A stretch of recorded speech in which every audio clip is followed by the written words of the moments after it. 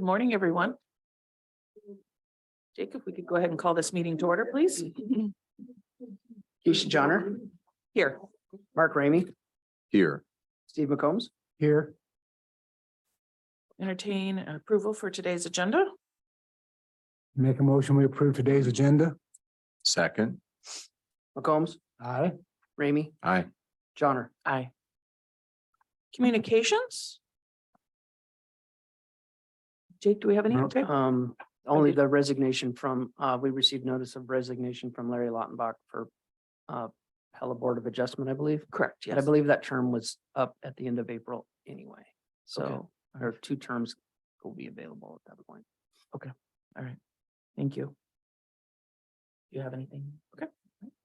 On to public comments. This is the portion in which items that are not currently on the agenda, these could become future topics. Agenda. Go ahead.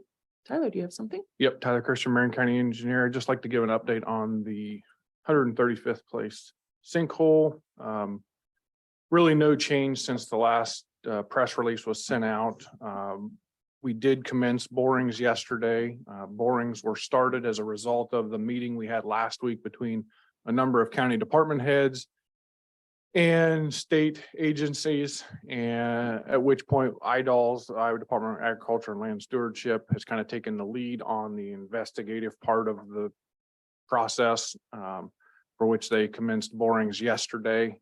They are still not complete with the first boring. It will take a number of days to complete the borings and then evaluate. So probably next week before we get the results of those borings. In the meantime, we still ask residents stay away from the area. There's been a number of instances of people trespassing and being too close to the hole. So Sheriff's Department is doing a good job monitoring that, but they can't be there 24/7. And any questions, we will direct towards our county's public information officer, Emily Figgins. Thank you, Tyler. Appreciate that. Anyone else?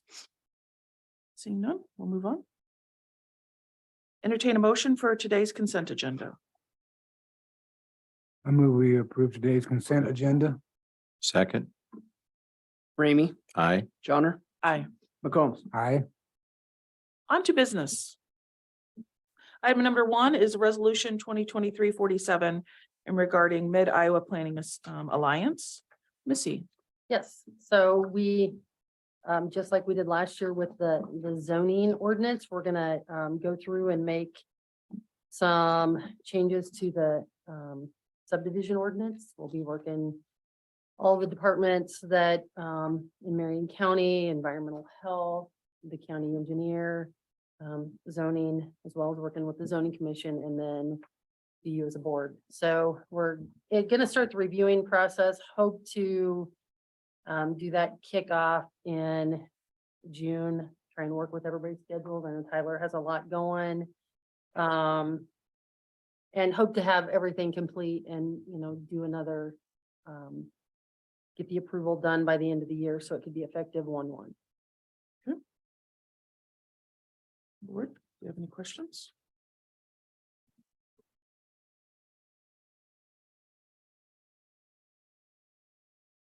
Nope, I have none. You have none? Okay. All right. I see, Missy, that you said that a county attorney's office has reviewed. They have reviewed, Okay, yes, they've alright. reviewed. Good there. All right. No further discussion. Entertain a motion for approval. So moved. Second. Johnner, Aye. McCombs, Aye. Ramey. Aye. Item number 2 is resolution 2023-48.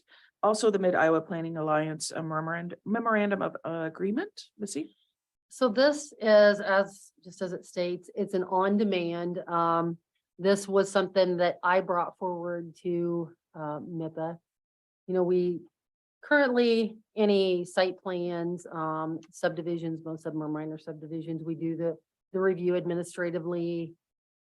This is just getting something in place as we used to have with Snyder. If we were to have, I know there's several large tracts of ground that are being advertised for sale as development ground. If we were to get in a very large subdivision, a very large rezoning of some type of site plan that we needed assistance, that's what this is for. As it's specified in the contract, it's just, if we request additional review for a large subdivision or site plan review.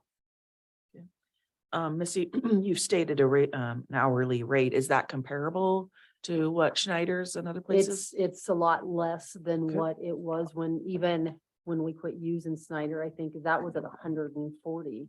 So it's a lot less, since we're a part of the region, it's a lot less than what we would get it. And this would be something, again, as you stated, just when you would need. Correct, Okay, yes. all right, Yep. all right. And only for those things. So, we do have occasional conversations of, hey, we got this going on. What do you think? And I did verify that is just a service because we're a part of the group. The only time that these fees would apply is if we were to request site plan or subdivision review.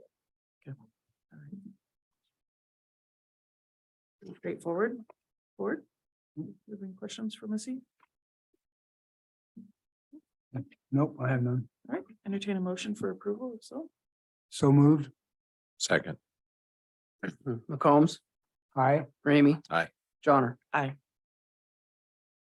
Item number 3 is ordinance 2023-1. This is the approval of the first reading of the proposed Marion County ordinance. Go ahead, Missy. So I supplied you all with the history. I guess I'll give a little background on why we're here. Mr. McCormick came into my office asking about getting a dealer's license for the property they had rezoned. And when I pulled out the zoning map, that rezoned area did not show. So I went to dig in the files and the old board minutes. All of the notification and approval process was done. There was an omission of ever adding it to the official zoning map. Okay. So I did work first had Hopkins and Hubner review and give me a kind of an outline of what they thought the process could be. And I also met with Jared and Ross from the county attorney's office just to verify with them that no additional public hearings or anything were needed. And that's why I provided you all the documentation that they were all done originally. It was just a clerical error of omission on the zoning. Very good. The property has been being used as commercial for many years because they weren't even aware that there had been an error. All right. All right. Board? Questions? No. I'm glad you're correcting this. Entertain a motion for the first reading of ordinance 2023-1. So moved. Second. Ramey. Aye. Johnner. Aye. McCombs. Aye. Item number 4 is ordinance 2023-1, which would be waived to second and the third readings. Move to approve. Second. Johnner. Aye. McCombs. Aye. Ramey. Aye. Thank you, Missy. Thanks, Missy. We're moving right along. Item number 5 is Class C liquor license for VP venue, the Gathering Grounds. Jake, do we have anybody I on don't or- know that anybody's gonna be on. This is just an amendment to their existing license to include outdoor service. So they've went through the alcoholic beverages division and then we get, so. Everything's approved to this point. Okay. Yep. Yep. All right. Sheriff, any issues? I think he Is he on? emailed and said, Yeah. yeah, Okay. he had no issues and neither did environmental health. So, okay. All right. All right. Entertain a motion? Motion Approval? to approve. Second. McCombs. Aye. Ramey. Aye. Johnner. Aye. Item number 6 is contract to provide professional consulting services with cost advisory services. CASA, is that correct? Jake, is that how Yeah, you pronounce we that? call them Cassie, but. Cassie? uh-huh. Oh, okay. All right. So yeah, I'll take this lead on this. This is a report that has been generated for years and years. We were ending it at our 30-year contract. And so this is a proposal for another 3-year contract. This is an indirect cost report that's created and then submitted to the state of Iowa to try and recoup some costs. So in a nutshell, from what I don't actually do this report, that's why we outsource it.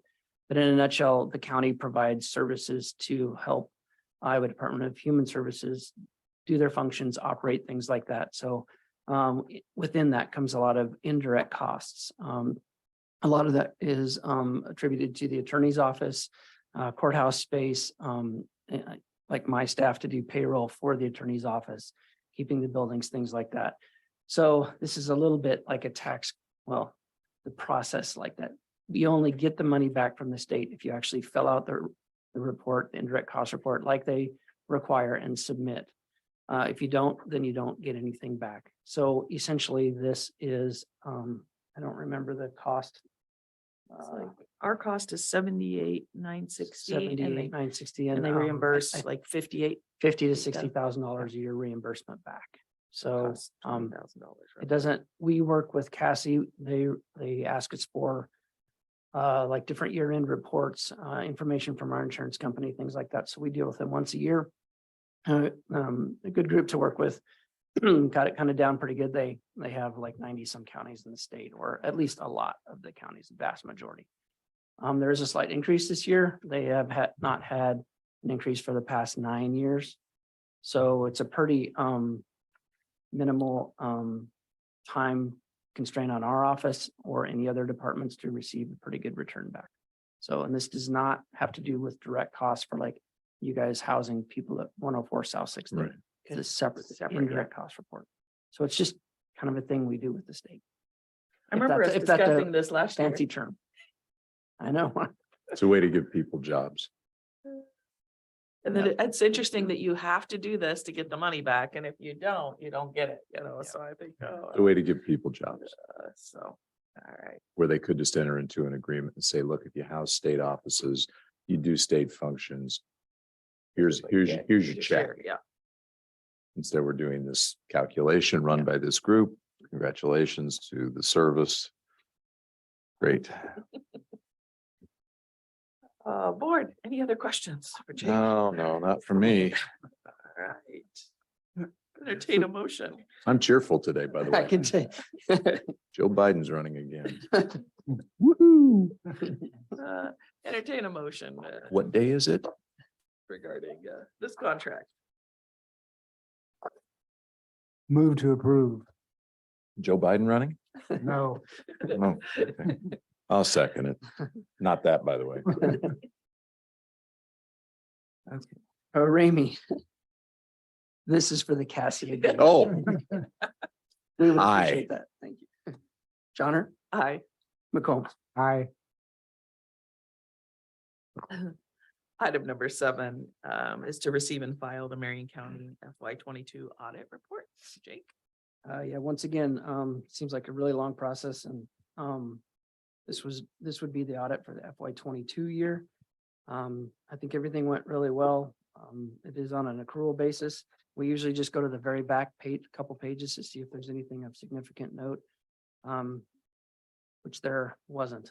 So we appreciate all the efforts of the departments, providing documentation, answering questions, all those things for us when needed, and the auditors go direct to them as well. So everybody cooperated really well.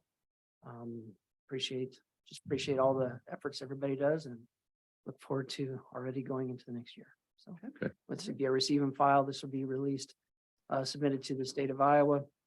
We've done, we need to do our continuing disclosure for all of our bonds. Yep. So we have a relationship with DA Davidson to file that. We have to file with Moody's. We file multiple different ways that this goes Right. upon receiving. So, and we've, in your claims is submittal for the filing fee to the auditor of state as well. So And I have to say something about that. Yeah, Again, I every- said last year, Mm.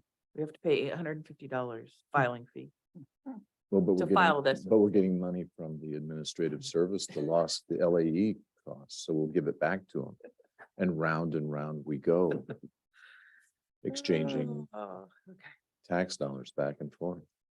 It's a great system. I'm But just what's- appreciate it's over. What's important, though, I mean, when we think about all the economic projects that we have done, ensuring our rating and continuing to ensure our bond rating. So Jake, to you, to Michaela, to the folks that do this, maintaining the financial reporting condition of our county. You do a phenomenal job. We appreciate that. I mean, I've done this for a lot of years and you guys do an excellent job at this. Thank you. Oh, I agree. Thank you, Mark, for saying that. You're welcome. Entertain a motion to receive and file. So moved. Second that. Johnner, Aye. McCombs, Aye. Ramey. Aye. Item number 8, county engineers annual review. And So I've added this Salary to the and agenda for a number of reasons. One, each year my salary is negotiable annually. And we are approaching the end of the term of my current employee agreement. As stated in the Iowa Code, county engineers are a contract employee, can have a contract up to 3 years. Lisa has reviewed and made some changes to the, I believe, minor changes to the agreement that's presented before you for the proposed next 3 years, beginning on July 1 of 2023 through June 30 of 20, what would that be, 5, 6?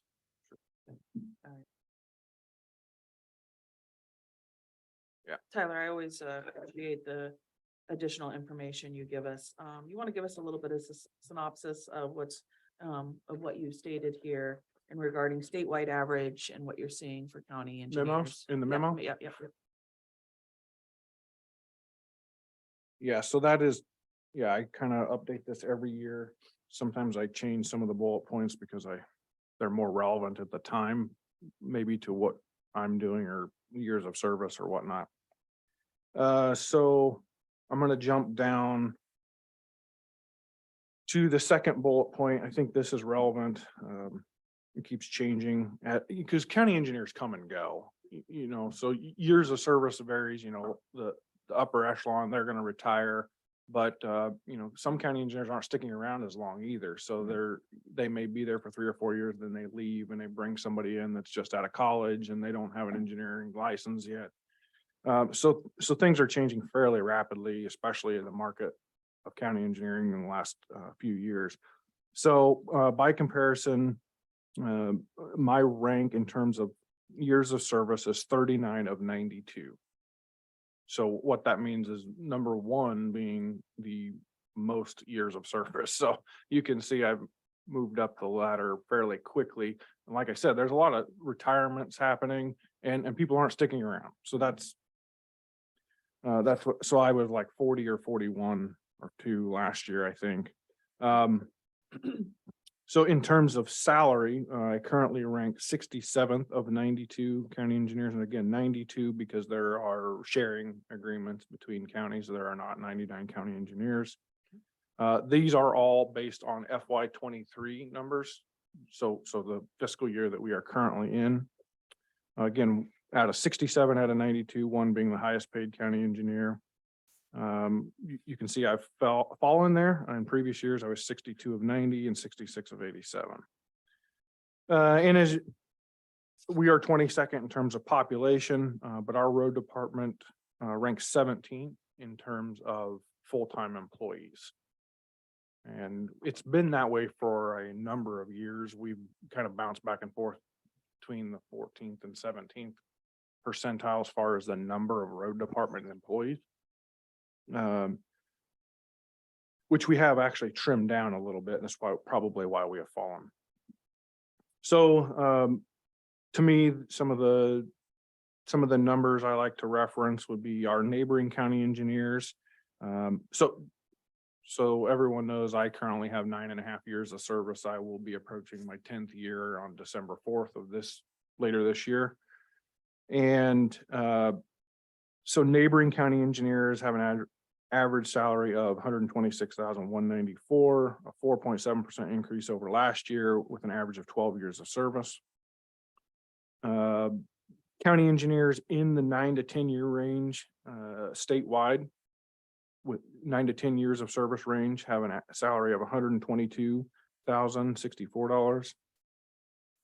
And then, I like this statistic around, or the statistics around the 22nd percentile. So looking at the 4 county engineers below and above us, in the 22nd percentile. The average FY 23 salary was 124,301 with 14.6 years of service. So, our department, we average, or I recommended a 5% wage increase for our departmental employees. We had an extra 1.5% budgeted for equalization of various positions within our department that I budgeted and presented on in January. But currently, based on these numbers and what I'm seeing, I'm recommending 4.5% increase for myself, which would put me at 122,000 for FY 24.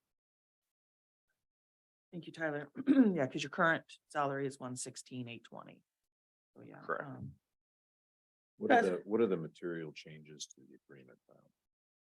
Lisa, I did not make any changes myself. Can you speak to that? Very, very Or minor. I'm sorry, the changes, I guess they're probably Yeah. material. What are they?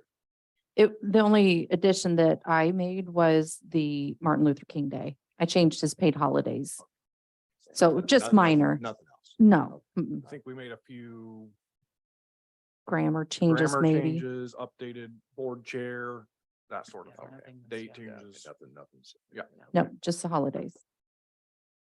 Tyler, I know this week is an example, or this past couple weeks is just an example of what you've had to endure when it comes to sinkholes and things like that, probably is, yeah, because last sinkhole was in 2009. So this is something we all probably didn't sign up for. We didn't know.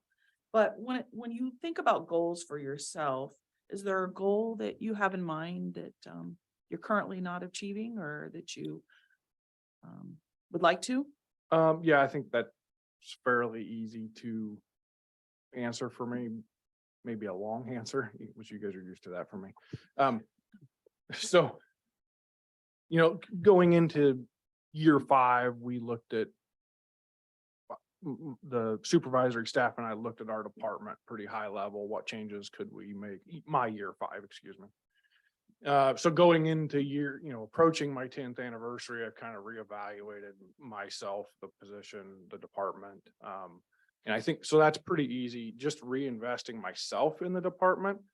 For the last, probably a little pre-2020, I've been stuck in this high level bubble of budgets, grants, projects, and Junction 92, and been less involved with the department. And that includes even the staff within my office, the day-to-day things. And pre-2020, I was still learning the job, to be honest. Steve knows how much there is in this position and within the county road department. And so I was still learning the job. Well, then I got stuck in this high level bubble, wasn't invested in the day-to-day. And so, I'd like to get back involved with what are my employees actually doing? What do they need to be successful in that? How can I distribute? They're not going to want to hear this. How can I distribute some of the duties that I've been doing at that higher level, amongst the staff to basically distribute myself and my time? I felt like I've fallen away from that. So I'd like to get back to being more involved with the day-to-day operations and the employees themselves, and just bettering and furthering our department and what we do, what we can accomplish, how we accomplish it. Does that answer your question? Yeah. Another couple of questions is, remind me again, how often do you do performance evaluations on your staff? Annually. Just went out. Tammy's printing them off right now, probably. Over the next couple of years, what do you see as challenges for whether it's staff? Budget and staffing. We're currently operating at 2 less departmental staff than normal. I don't have any near future plans of replacing those vacancies or filling those vacancies in an effort to see where the budget is, a year from now. There's lots of uncertainties, not only at the state house and what they're doing with property taxes and other revenue sources, but just in fuel tax in general. That's 60% of our budget is from fuel tax, and that's kind of a diminishing tax, to be honest, especially with some federal legislation that may be coming down the line. So, or it has come down the line. So And inflation, obviously, you know all this, inflation is extremely important to evaluate on, and that affects how we prioritize what we do as a department. And that's just really a struggle, and I have nightmares about it every day. So, we've been pretty lucky. Jay and I talk about this a lot, when I was here 2 years, and then we got the fuel tax increase, which really just kind of was it was a relief. We had 10% increase in our operating budget. And we just invested that in projects, just straight to the roads. We did seal coats, we did bridges, we did culverts that we were neglecting because we couldn't afford to do those larger projects. And so, that relief is all gone that that was accomplished by the fuel tax increase. And inflation has, surpassed anything we achieved then. And so, kind of taken a step back about 10 years, and it's just going to be a challenge. I mean, it's not something we can't handle as a department, but it's going to be a challenge. And that's going to affect projects and personnel. And when it comes to grant writing, and applying for, those grants, is that you doing majority of that, or are you having assistance? Are you? Depends on what type of grant, what we're looking for. Carla does a great job giving me insight to, the economic impacts of roads and trails and different things. So I've leaned on her a lot of times and taken some of her language and included it in our grants. Tammy she's usually my first draft. Jay's on the back end doing project estimates and things. We always have to figure out how much is this project going to cost that we're applying for. So, and Jay's, he doesn't even hardly have to look. He's got so much experience. He knows the construction market and what things cost, and so he can rattle that stuff off pretty quick for me. And so generally, it's Jay and Tammy and I writing the grants. As far as my staff, we have relied on Andrew Collings prior to MIPA. MIPA will be a resource of ours now as well. There is a grant coordinator at the Iowa County Engineers Association that was hired about 6 months ago. We've referenced her a few times as well. And there are always consultants out there. We've never taken advantage of that, but generally we're using whatever resources are available to us through the RPA and with our own staff. And I But it guess is time consuming, and I'm heavily involved with that. Look, I will say that. So, I'm generally the one, I sit down with Tammy, give her the direction. She gives the first draft. I plug in the details of traffic volumes and accident reports and that sort of thing in grants. She's making it pretty and sound great. So when you say reinvesting yourself within the staff, but I think of, these high level things. Do you feel that you're saying that because you feel there's a void there and they're missing that, or and you're not, they're complaining, I guess is, I don't know that I've directly received that feedback. I mean, we had so I feel that from my own perspective. Okay. But I will say we had a departmental meeting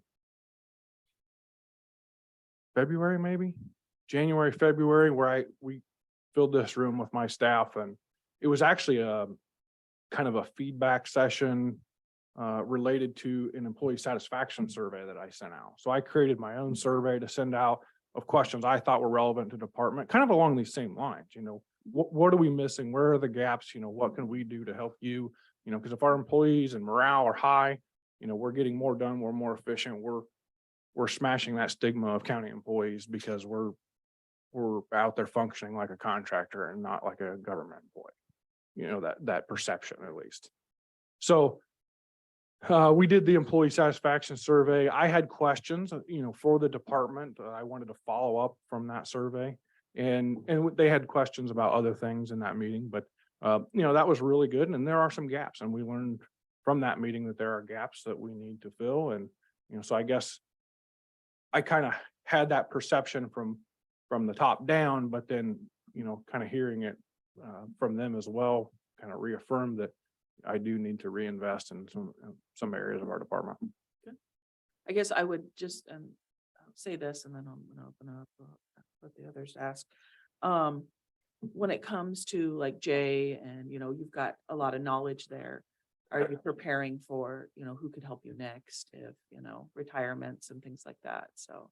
Yeah, and before you even made that statement, I was in my head thinking, I missed that big point there of, that's another reason I'm reinvesting, because we have a huge knowledge base that's gonna be going out the door. From operator level to Jay, as our assistant, and there are things that, Steve can probably attest to this. When you leave, we don't even know what they do because they just do it.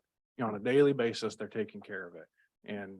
And so, I'm going to have to start spending more time with Jay. What does that mean? How do we get a replacement that can fill that void and fill that role? And then, for our employees, same thing. We've got operators like Brian and Bill Bauer and Tim Van Roopel. Those guys have decades of experience each.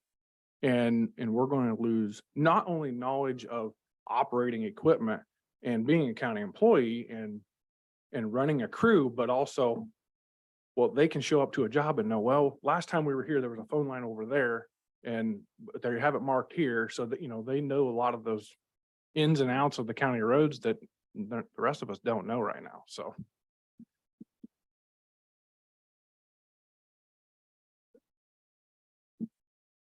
Well, I personally want to thank you for your years of service, Tyler. I know I know exactly where you're coming from. When you first come on, I thought he's gonna do a good job. And you have. I was very happy to work for you the few years that I did. I mean, and you caught on quick. Like I said, I'm still learning. I feel like, there's so much to it. And another point I want to make, Steve, and you were very instrumental in this was, you were very good at collaborating all across departments and working with other agencies. And we've been doing that more, unfortunately, with the Corps of Engineers. You did a lot of work with Corps of Engineers. Well, that's phase 2 of road vacations has reared its head here recently. The Corps has received a ton of federal money recently, and they're doing all kinds of projects. We're almost in contact with them on a weekly basis, if not more. IDOLS is doing, I think, 4 mine reclamations right now. Brian's coordinating with them. Our department, or our intergovernmental and interaction amongst department heads just seems to be increasing. And we're encountering things that I haven't encountered in my years here because of economics or funding, artificial or whatnot. But I mean, things are changing, and we're experiencing new things, and it's really just been a whirlwind. This spring especially has been a whirlwind. Yeah, I think we're all facing that struggle. I mean, it seems like everything's changing for everybody. Yeah, and it's not all bad. I will say, we work more now across county departments than we ever have, and that's been a great thing. A lot of what we've been doing with Missy and the other departments that use GIS, use permitting, I mean, that's all benefited us. It's streamlined our processes and taken some of the burden off the whirlwind that we're currently experiencing. Because if we were dealing with people walking in the door and helping them fill out permits, I mean, that's just time out of our day that we don't have. So, that sort of thing, Lindsay, she's put together budget spreadsheets that I'm referring to. All the departments have been great to work with, and I'm so thankful that we have good relationships amongst our departments. I can call dispatch, I can call Jeff when we have a sinkhole, and they know exactly when they can tell when it's an urgent situation for me, they know exactly what they need to do and the motions they need to put in place to support our department and protect public interest. Well, bottom line is we're all supposed to be in this together. That's the bottom line. Example of it. And I'm very impressed, Tyler, that of your ask, that you kept it within what we budgeted for the departments. I'm very impressed with that, even though it doesn't bring you up to the 2% or the 22 percentile, but I'm very impressed with your ask, and I have no problem with it. Well, I know you don't like the word fair, you or Mark, but I think it is a fair ask. And I think as a board, we will probably have to think about, in the next couple years, trying to get you to that $125,000 range because of and I think that's probably achievable That's from, very calming, Perry. Thank you. Tyler sometimes needs musical background with some of his presentation. It refocuses me, so thanks. PowerPoints now, Tyler, with music. Oh, okay. I think that's the call of the day. So Tyler, great job. Your team does an excellent job for the citizens of Marion County. You've done an excellent job over the 10 years you've been a Marion County employee. Really have nothing to add from what the other two have said. I think you've articulated the risks and the challenges that we are facing very well in budget meetings and every time we talk about the status of roads. I think that's going to be the ongoing issue. And I admire the fact that you want to get more re-engage, or you want to re-engage with some of the day-to-day operations. But the challenge will continue to be, how do you fund this thing? And who is going to perform the tasks going forward? We're going to face that in a lot of areas, no different than the private sector is. So, I know you're on top of it. I look forward to seeing what some of those creative solutions will be. So anyway, well done. I like your ask. I have no issues with that. I think we should approve that in due course. So very good. thank you, Tyler. Appreciate it. Thank you. Appreciate all your staff and their hard work too. Not that I want to take credit for hiring you, but I am going to take credit. Well, you're the only board member that was here, so you can take credit. Well, then, What? I'm thinking that's a reduction. It's, Don't forget who trained you. Oh, okay. Wow, right? yeah. Thank you. All right, with that, needed a motion to approve the salary increase at 4.5%. Okay. And so, So and the moved. employment agreement. So moved. Second,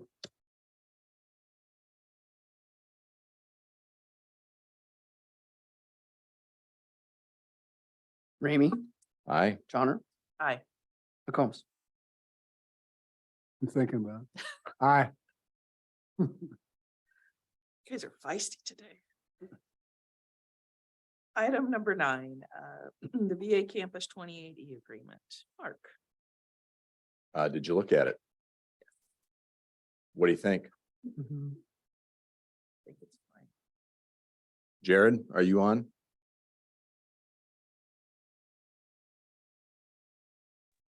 Yes, I am, Mark. Get a chance to look at it, Jared? Yes, Ross and I both had a chance to look at it and didn't have any substantive issues that we saw. And I know Knoxville did not in their emails. Yeah, I think, sorry, I think the indication from Heather yesterday was they have passed it on to Dorsey just for final.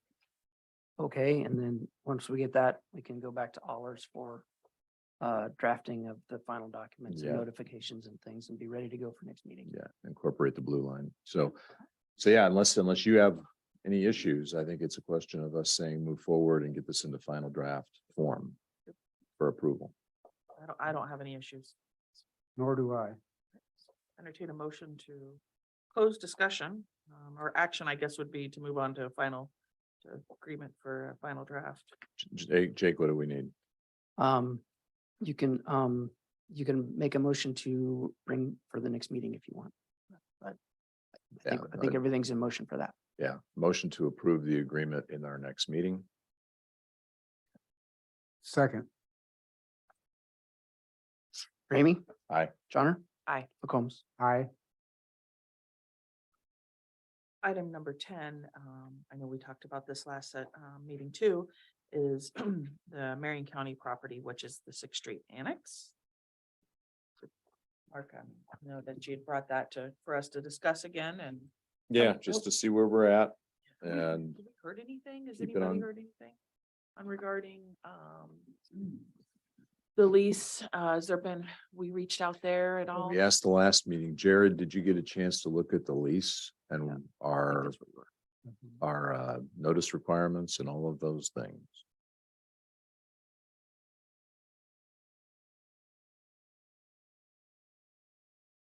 I think that's where we were at last meeting. Jared was gonna review that. Yes, that's what we said in the last meeting. Jared, Got back up.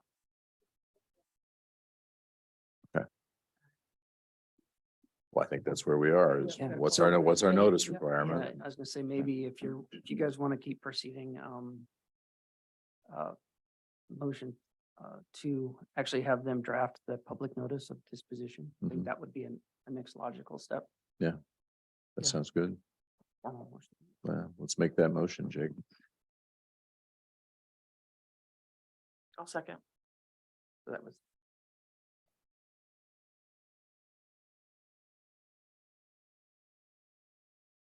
Johnner, Aye. McCombs, I, Ramey. Aye. Item number 11 is updates. Steve. well, I spent a little time with Chris this morning. We were looking at some of the cabin designs for the Marion County Conservation. It looked pretty nice. I also have a HERDA meeting Thursday. Mark? Well, mental health. Rachel, are you on? Rachel on. Yes, I'm on. Want to give a quick update on that? Just 2 sentences and kind of where you're at in the process? Sure. Yep.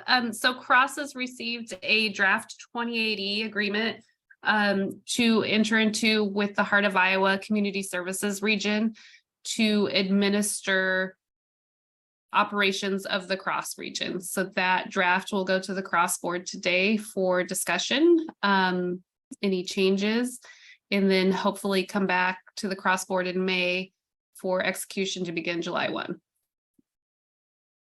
Okay, very good. Thank you. And it would be called then Heart of Iowa. Yeah. What you're doing. Okay. Yeah. All right. Yeah, that'll be the new region. So that's ongoing. The only other thing, just to make everybody aware of, and I think this is important from a public standpoint, last week, 2 property tax reform bills did pass, one in the House, one in the Senate. They are not the same. They will go to conference committee. I had an opportunity over the weekend to talk to a couple of the media about those bills and why Marion County registered against them. So I want you to understand a couple of things. Number one, the board is not opposed to property tax reform. But what these bills do not do is I think tax reform has to fit 3 buckets. Has to be simple, has to be transparent, and it has to be objective. All taxation should fit those 3 criteria. The current income tax system and the property tax system do not fit that. They are able to be manipulated, changed, tweaked by the legislature to fit certain political objectives. That's what these bills do. They create applause lines. This is our own party, by the way, doing it. But I'm not impressed by either one of them because they don't get to the heart of the issue, which is the calculation of property taxes driven by the Iowa Department of Revenue, particularly and specifically in how we do assessments. It does not deal with that. So that's what I communicated in a couple of interviews this weekend. I will continue to communicate that. And you, our public, you need to contact your representatives. We need property tax revenue to do the things we've talked about operationally. Tyler being first and foremost, roads.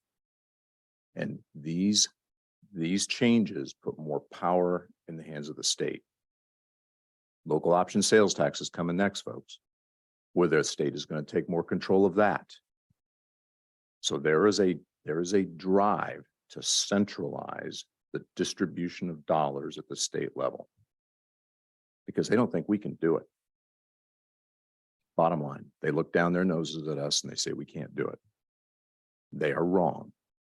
And it flies in the face of local home rule that Iowa has a strong tradition of. So be aware of those things, contact your state representatives. Learn and educate yourself as to what these changes will be because they will impact you directly, whatever form they take. There's my update. Well said. My updates are this week I have Fifth Judicial, and, also Impact. So that'll be it. No further items to discuss. Entertain a motion to adjourn. So moved. Second, McCombs, aye. Ramey, Aye. Johnner. Thank you, everyone.